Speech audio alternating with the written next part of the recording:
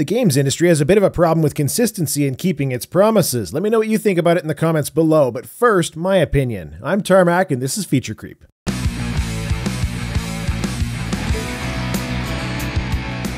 Payday 2 is a retail release game. It cost $40 on release and about $20 full price now. Back in the early days, it was known that they would be pushing out DLC content to help keep the community alive, but at the time they were pretty solid in stating that the game would not have microtransactions, publicly at least. Recently, however, CrimeFest has come to Payday 2 with a ton of new item skins. You get safes, and you open them with drills, which can be traded via the Steam Marketplace.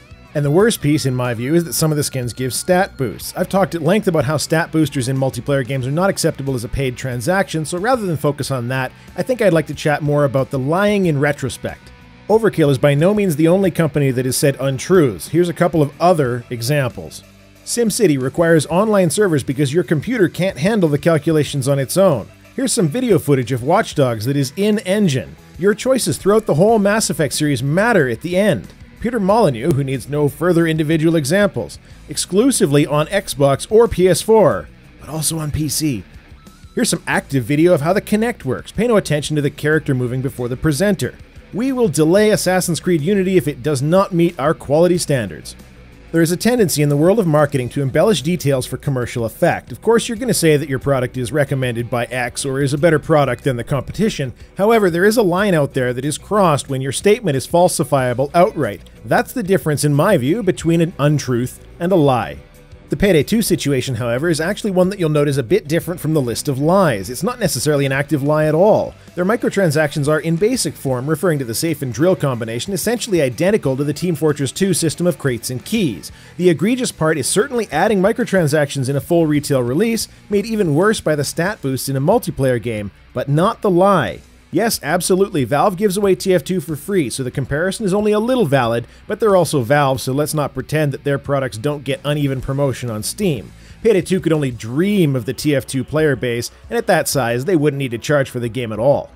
What I don't think is entirely fair is going back to a dev quote from several years ago that says they won't have microtransactions and getting upset. The world changes, business changes. One of the problems inherent with single-player retail releases where the vast majority of players are using online features is the scaling of revenue to cost. When you have tons of players, adding another server rack is fairly easy from a hardware perspective. It scales very well at the high levels of users. At low levels of users, however, that's not true. You can't just dump a server blade until you know it won't impact the existing players, and even then, the rack still has a cost. It's entirely possible that the DLC model wasn't enough.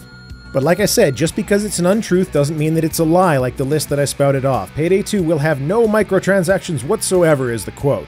That's very likely what their position at the time was. It may have been a silly thing to say, but he didn't sign it in blood or pinky swear or anything like that. I do think, though, that Overkill had better come up with a good explanation because their fanbase is on fire at the moment.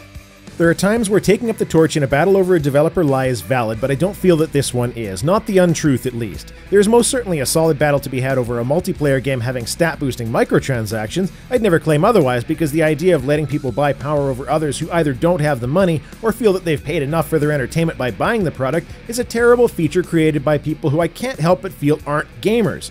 No one who actually has respect for gamers as human beings would do such a thing as pit the haves against the have-nots.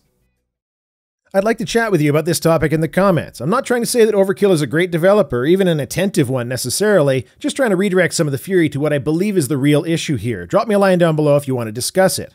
I'd also like to throw out a few thank yous for the exposure that my TPP video got. OwnScopes and Defiant Daniel for posting to Reddit, Total Biscuit for retweeting, and Jim Sterling for the very kind words and pointing to my video from his. Last week was a hell of a ride. To be perfectly honest, after being on YouTube for coming up on 4 years, around 400 videos, I was getting pretty frustrated with getting compliments on the videos but not seeing the views grow to back it up. To have the channel subscriber base increase by 50% in a week, with views continuing well over the norm even today and new subscribers still coming in, I'm pretty happy with the current state. Hopefully I can keep doing content people enjoy, or at least that helps educate them.